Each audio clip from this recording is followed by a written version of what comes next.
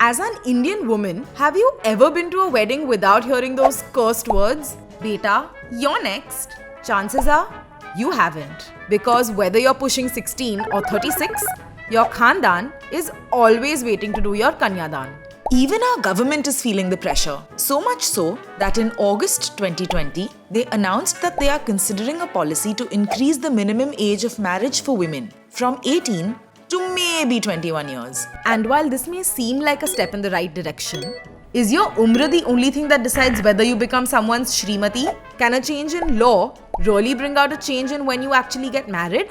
Let's find out. What determines the marriageability of a woman in India?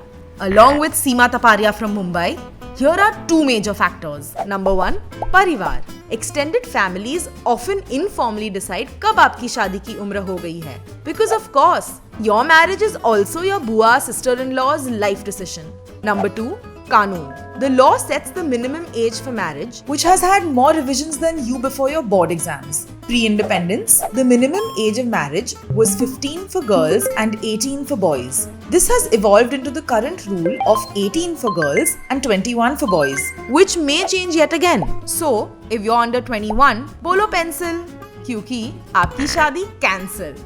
Bride and prejudice.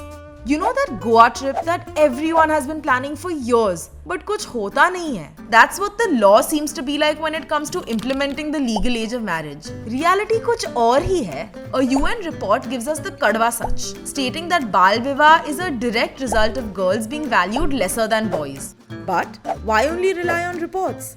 Here's what those on the ground think.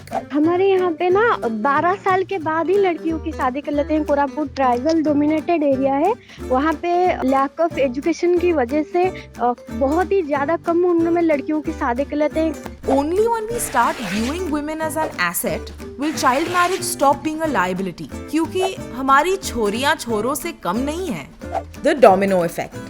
Studies show that for women with 8 to 9 years of schooling, the median age of marriage is just under 19 years. But with more than 12 years of schooling, the median age of marriage goes up to over 22 years. Simply put, the more women study, the later they tend to marry. Because the more educated a girl is, the higher chances of her being a working woman.